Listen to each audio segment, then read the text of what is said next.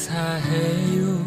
깨닫지 못했었는데 내가 얼마나 소중한 존재라는 걸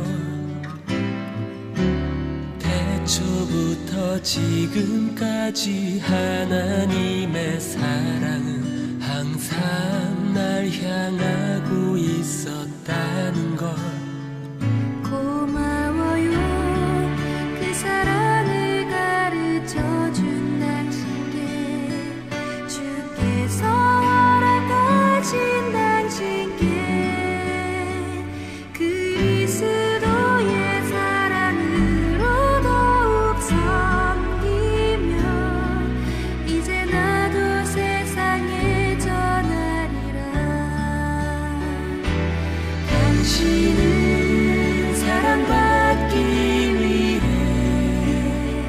그리고 그 사랑 전하기 위해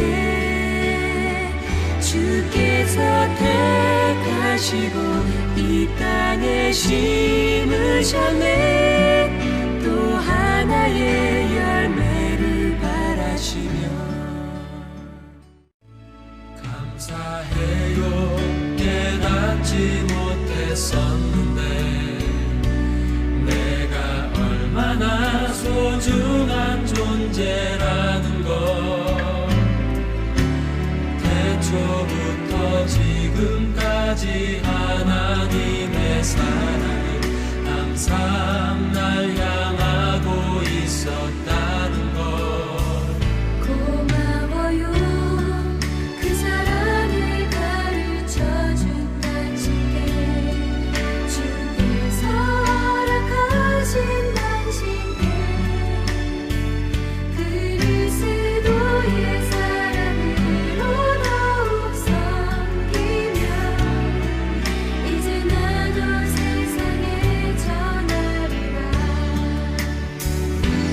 당신은 사랑받기 위해 그리고 그 사랑 전하기 위해 주께서 택하시고 이 땅에 심으셨네.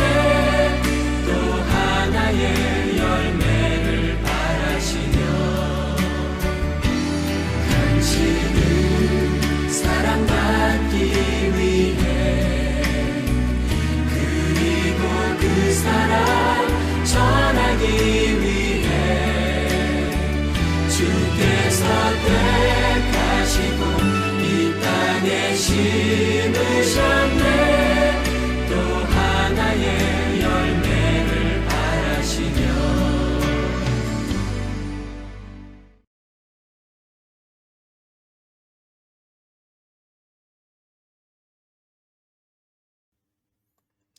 예배에 참석하신 모든 분들을 주님의 이름으로 환영하고 축복합니다. 오늘 하나님의 말씀은 요한복음 1장 1절에서 18절까지의 말씀으로 은혜와 진리로 오신 예수님 그리고 참된 부흥이라는 제목으로 함께 은혜를 나누고자 합니다. 제가 예전에 인터넷으로 신문을 검색하다가 가슴에 와닿는 어느 청소년 캠프의 주제를 본 적이 있습니다. 그 청소년 캠프의 주제는 그리스도인들이여 예수를 믿으라 라는 제목이었습니다. 그리스도인들이여 예수를 믿으라.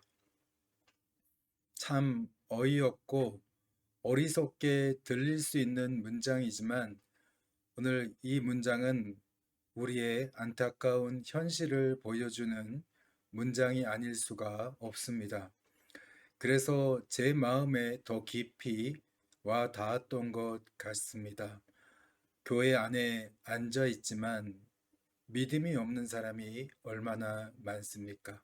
겉으로 보기에는 믿음이 있어 보이지만 실상은 믿음이 없는 크리스찬들의 모습을 우리는 수도 없이 보고 보아오며 살아오고 있지 않습니까? 그래서 이 제목이 깊이 와닿았던 것 같습니다. 우리가 교회를 다니면서 그리스도인이라고 말하는 사람들을 많이 만납니다. 그러나 정말 진심으로 어, 자신의 몸과 마음을 다해서 우리 하나님을 섬기며 우리 하나님을 믿는 사람은 과연 얼마나 되는 것입니까? 그렇게 많지 않다는 것을 우리가 조금만 교회 깊이 들어가 보면 알 수가 있는 것입니다. 그리스도인이라고 말하는 사람들은 많지만 제자는 적습니다. 정작 예수님을 진정으로 믿는 사람들은 극히 작은 수라는 것을 우리가 잘 알 수 있습니다. 주님께서도 누가복음 18장 7절과 8절을 통해 말씀하셨습니다. 그러나 인자가 올 때에 세상에서 믿음을 보겠느냐.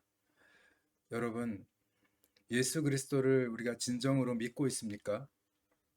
성경은 마지막 때에 우리들의 이 배교에 대해서 경고를 하고 있습니다.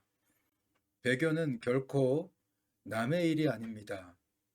우리는 날마다 우리 자신의 이 믿음을 시험하고 점검하면서 살아가야 할 것입니다. 고린도후서 13장 5절 말씀입니다. 너희는 믿음 안에 있는가? 너희 자신을 시험하고 너희 자신을 확증하라. 예수 그리스도께서 너희 안에 계신 줄을 너희가 스스로 알지 못하느냐? 그렇지 않으면 너희는 버림받은 자니라. 오늘 우리가 점검해야 할 믿음은 그리스도께서 우리 안에 살아 계시는가? 여러분 안에 예수님이 살아 있습니까? 우리는 이것을 날마다 점검하고 내 안에 살아 계신다는 것을 확증하면서 살아가라고 오늘 바울은 이야기하고 있습니다. 우리는 종종 주님께서 우리 안에 살아 계셔도 또 그것을 깨닫지 못하고 살아갈 수도 있습니다.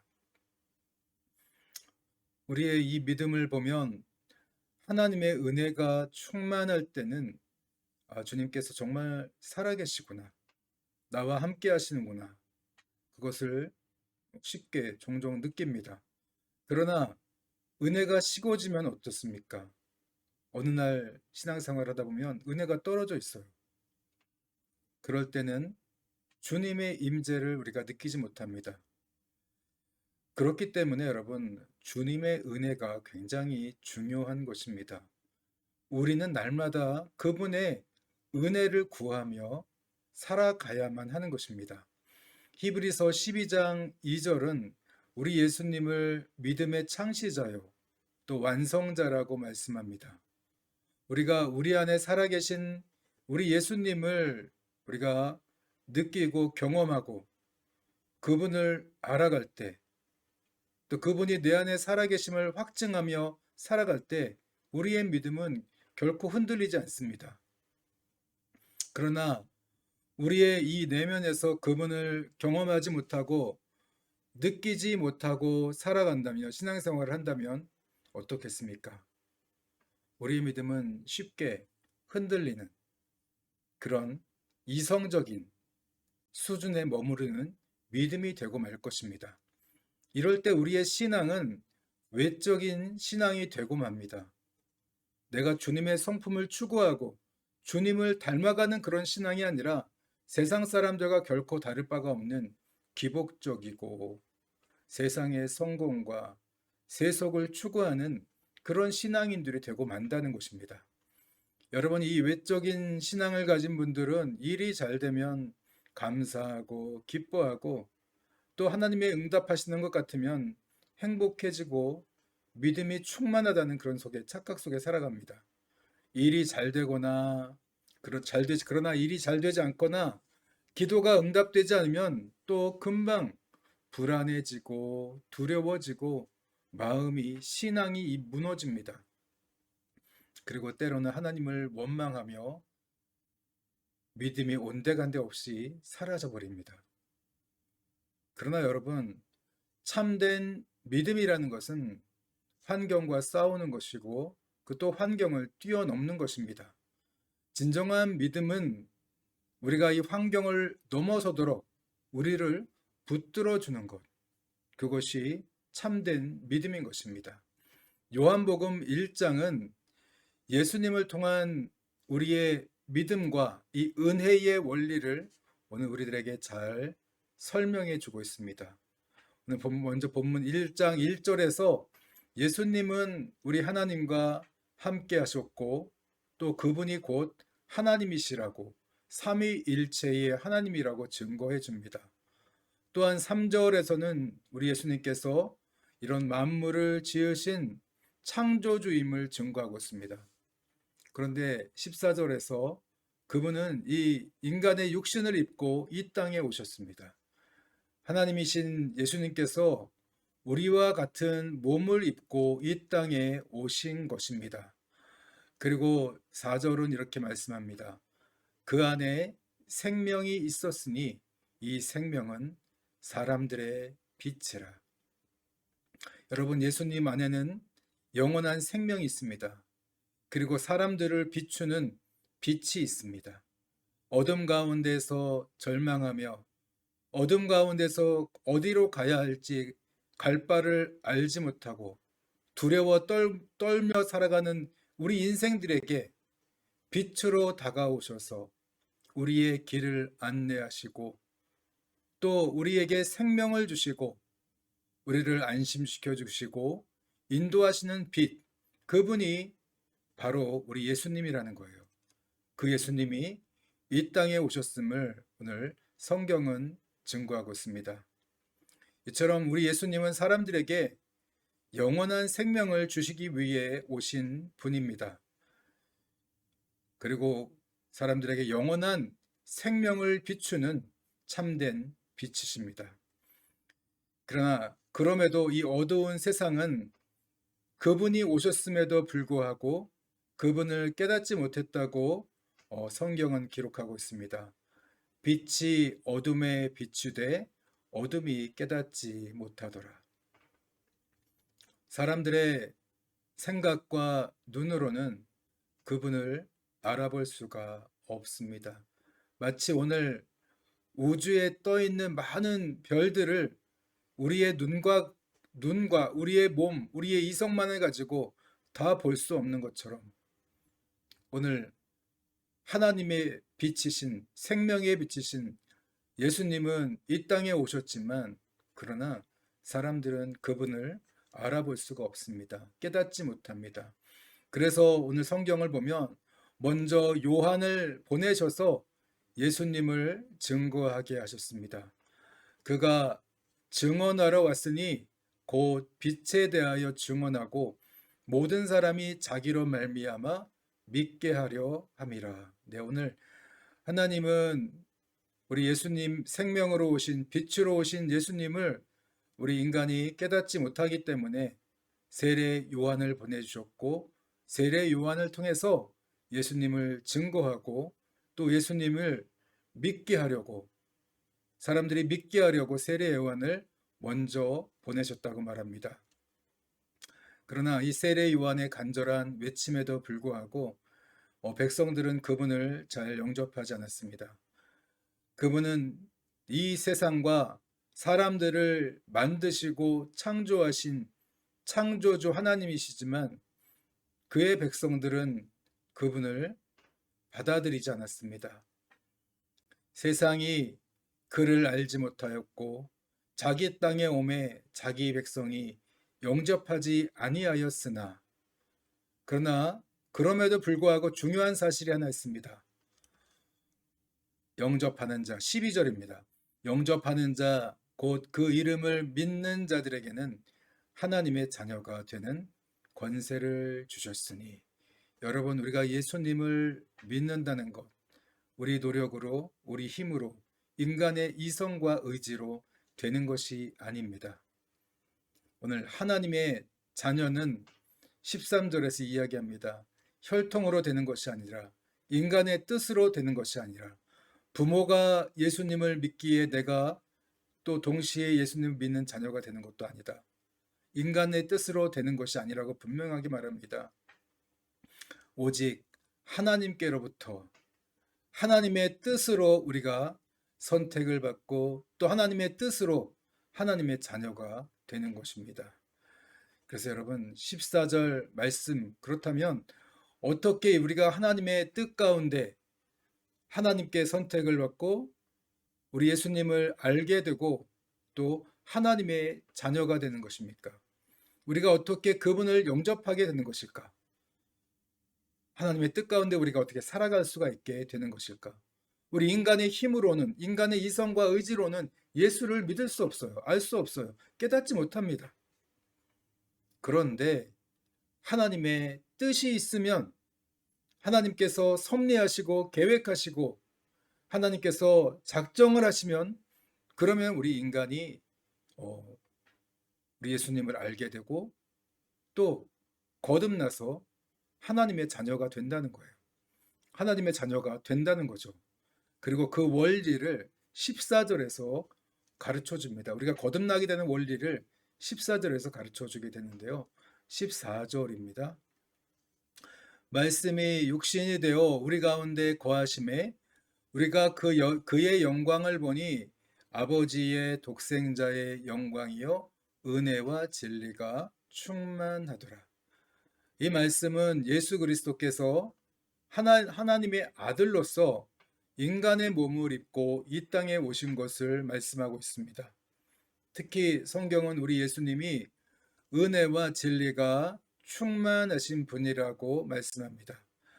여기서 은혜와 진리는 구약 성경에서는 하나님의 성품을 나타낼 때 표현하던 단어입니다.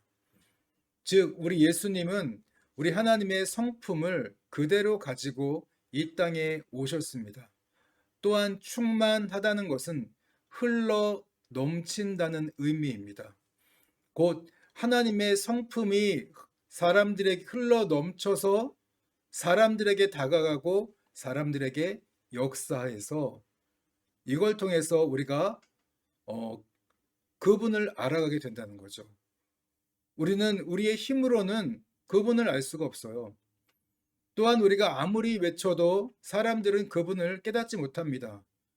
그러나 우리 주님께서 친히 찾아오셔서 그리고 그 흘러 넘치는 은혜와 진리, 하나님의 성품으로 우리 가운데 임하시고 역사할 때 그때 사람들이 우리 예수님을 알게 되고 또 하나님의 자녀로 거듭나고 하나님의 자녀가 되는 것입니다.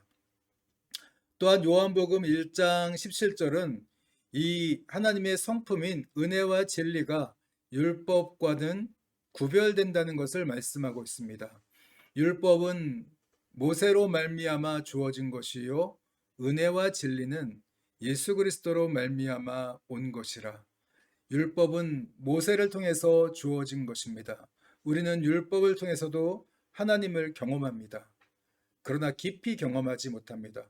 물론 율법도 하나님의 성품을 드러내지만 그 자체가 본질이 아닙니다. 율법이 겉으로 드러난 모습이라면 은혜와 진리는 그 안에 있는 내용과 본질이라고 할 수 있습니다. 예수님이 주시는 이 은혜와 진리는 곧 하나님의 성품이며 하나님의 본질입니다. 우리는 종종 이렇게 말합니다. 은혜가 떨어졌다. 실제로 우리의 언어와 우리의 삶을 보면 우리의 신앙 상태를 금방 알 수가 있습니다. 한 샘에서 단물과 쓴물이 동시에 나올 수가 없듯이 은혜가 충만하면 우리의 입에서 감사와 사랑의 말이 나오고 또 은혜가 식어지면 금세 또 원망과 불평의 말이 쏟아지기 시작합니다. 은혜가 떨어졌다는 것은 우리의 내면에 하나님의 성품이 충분히 공급되지 않았다는 것을 의미하는 것입니다. 아마도 그 이유는 우리가 하나님의 성품을 충분히 공급받지 못하는 예배와 기도의 삶을 충분히 공급받지 못하는 예배와 기도의 삶을 살아왔기 때문일 것입니다. 예배를 드리지만 하나님의 성품을 경험하지 못하고 은혜와 진리를 공급받지 못하는 경우가 많습니다.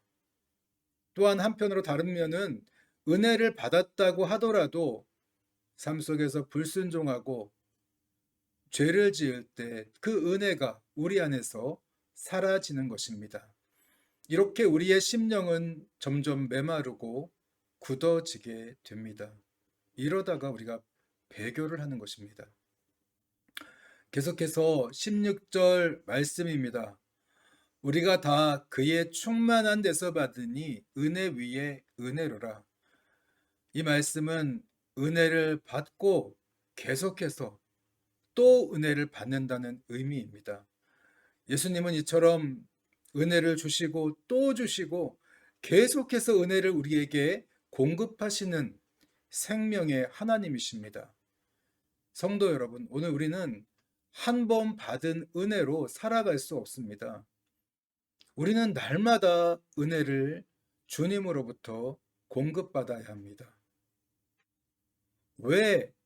그런데 왜 우리가 이 하나님의 은혜를 지속적으로 누리지 못하는 것입니까? 그 이유는 너무나 단순하고 또 너무나 분명합니다. 우리가 은혜와 진리인 하나님의 성품을 구하기보단 예수님의 손에 있는 것들, 이 외적인 것들만 구하기 때문입니다. 성도 여러분, 진정한 믿음은 예수님이 주시는 것을 붙드는 것이 아니라 우리 예수님을, 그분의 본질인 성품을 붙드는 것입니다. 이것이 진정한 믿음입니다. 그리고 그분과 연합하고 그분의 은혜와 진리 속에서 살아가는 거예요. 그분과 하나 되면서 그분의 성품을 사람들에게 나누고 전하며 살아가는 것, 그게 참된 믿음인 것입니다. 믿음의 증거인 것입니다. 성도 여러분, 오늘 말씀을 생각하면서 또 오늘 저의 마지막으로 저의 이 개인적인 간증을 나누고 싶습니다. 지금으로부터 한 18년 전쯤의 일입니다. 제가 선교를 오기 전 하나님께서는 저의 이 선교를 준비시키면서 한 2년 동안을 저와 친밀하게 교제하시면서 저에게 많은 은혜를 부어주시며 선교를 준비시켜 주셨습니다. 그때 저는 영적으로 하루가 다르게 성장해 왔습니다. 그리고 굉장히 민감했고 하나님 앞에 반응하며 살아왔습니다. 주님의 음성을 따라 살아왔어요. 심지어는 내일 어떤 일이 일어날지 주님이 다 가르쳐 주셔요. 어떻게 해야 된다. 다 지시하시는 그런 음성을 들으며 준비하며 살아왔습니다.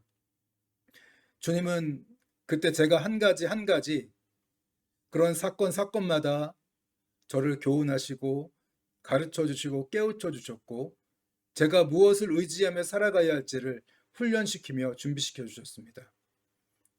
그 모든 순간순간을 주님만을 바라보며 주님의 뜻만을 따라 살아가도록 인도하신 것입니다. 그러다가 선교의 명령이 떨어졌고 또 이 선교의 명령에 대해서 3번이나 저에게 말씀하시고 응답하셨기 때문에 저는 저의 모든 것을 내려놓고 또 선교를 떠나는 준비를 하며 또 다짐하며 기도를 하게 되었습니다. 막상 준비할 게 많은데 근데 그런 것들을 구하게 하지 않고 그냥 믿음, 하나님 한 분만을 바라보며 살아가게 하셨어요. 선교를 떠나게 하시더라고요. 사람들이 흔히들 이런 얘기에 맨 땅에 헤딩을 한다. 그런 것처럼 그런 심정으로 하나님만을 붙잡고서 그냥 가족과 함께 이곳을 떠나오게 되었습니다. 자, 그러면서도 그때 정말 제가 하나님 앞에 가장 섭섭하고 아쉬웠던 그런 부분이 한 가지 있었습니다. 저는 오랜 시간 동안 우리 하나님께 기도하면서 부흥을 보게 해달라고 10년을 넘게 기도해 왔습니다. 부흥을 주십시오. 하나님, 이 교회에 부흥을 주십시오. 그게 저의 그냥 거의 유일한 기도 제목이에요. 수많은 밤을 지새우고 기도했습니다. 부흥을 달라고 기도했습니다. 왜? 구원의 역사는 하나님이 하시는 것이지 내가 하는 게 아니기 때문에 하나님 부흥 오셔서 부흥을 허락해 주십시오. 부흥을 주십시오. 그렇게 10년을 넘게 기도해 왔지만 제가 기대했던 부흥은 오지 않았습니다. 당시 저는 참 이해하기가 어려웠습니다. 하나님께서 저의 이 수많은 기도에 응답해 주셨습니다. 정말 저의 안에서 역사하시는 그런 성령님을 느끼며 살아왔습니다. 그런데 왜 내가 기대하던 그 부흥은 주시지 않을까? 성령의 은사와 능력, 기름 부음, 하나님의 임재, 내 안에 성령님이 분명히 살아 역사하는데 나는 왜 이 부흥을 보지는 못하는 것이고 보지 못하고 선교를 가야 하는 것일까?